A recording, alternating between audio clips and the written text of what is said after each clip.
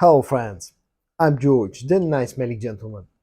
In today's video, I'm going to take a look at this fragrance, Jorge Di Profumo from Maison Alhambra. I'll tell you how close I think it smells to the original fragrance, which is Acqua di Gio Profumo. I'll tell you how it performs, how much I paid for this fragrance, and then at the end of the video I'll tell you my honest opinion on whether Jorge Di Profumo is actually worth checking out. The packaging of the fragrance, Jorge Di Profumo, comes packaged in this box. As you can see, it's black with silver colored accents on it. On the front you got the name of the fragrance, the name of the company, bottle size 100 milliliters, the concentration, EDP, and on the bottom you get the production date, which is May of 2023. Very simple looking box, but it's kind of nice. And then this is how the bottle looks.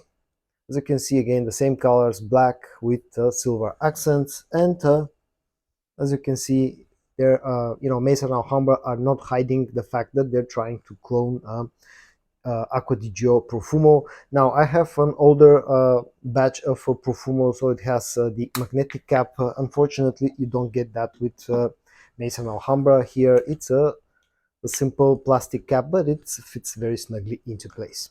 Now I'll show you the spray in action, and I'll tell you about the scent profile of this fragrance and how close I think it is to the original fragrance. The atomizer on Jorge Di Profumo is decent, let's call it that way. So the opening of the fragrance, I don't think it's very close to the original Profumo. In fact, I think this will get you closer to the original Acqua di Gio rather than Profumo. This feels softer compared to Profumo.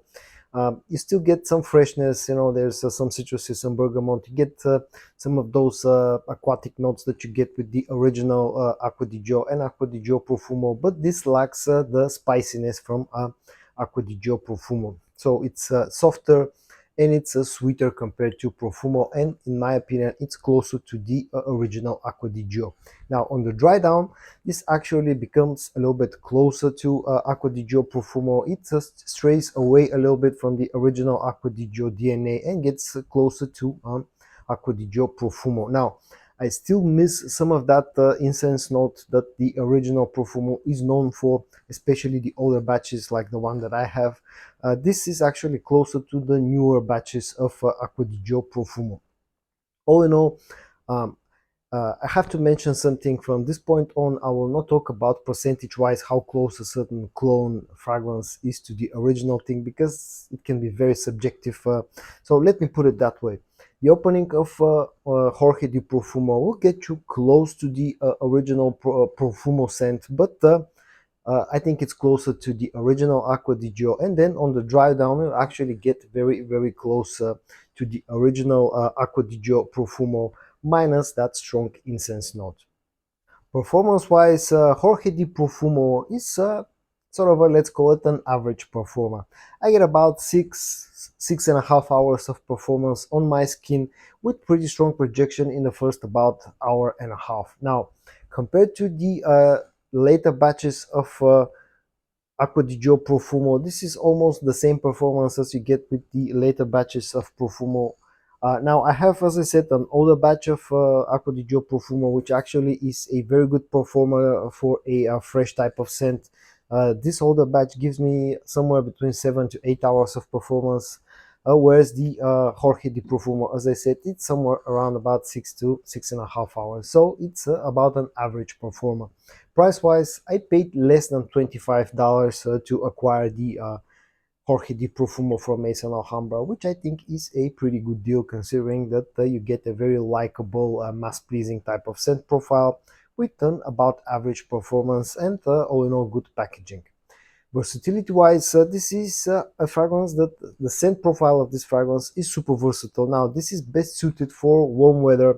It works best in late spring, summertime, early fall. But the whole scent profile is so likable and so mass pleasing that you can wear this fragrance pretty much anytime, anywhere. And then at the end, my final thoughts on Jorge Di Profumo from Maison Alhambra. This is a very likable, super mass pleasing, super versatile type of scent with an okay performance, okay packaging, and quality to the whole scent profile and actual presentation. if you're looking for a cheap alternative to what's now being officially discontinued, Acqua di Gio Profumo, then Jorge Di Profumo from Maison Alhambra, I think, is a very nice choice. Now, don't get your hopes too high. This, of course, is not the scent profile in here is doesn't have the high quality of the Armani. Also, the performance here is not as good as you get with the Armani fragrance. But then at the end of the day, you have to keep in mind that this thing costs somewhere between $20 to $30, whereas the Acqua di Gio will run you somewhere like $100+. So this is 5-6 times cheaper compared to the original. And so in today's video, I showed you Jorge Di Profumo from Maison Alhambra. I told you my honest opinion on whether this fragrance is worth checking out.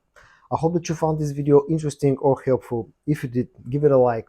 I would greatly appreciate if you subscribe to my channel. I hope that everybody stays safe, and I'm going to see you in my next video. Bye bye.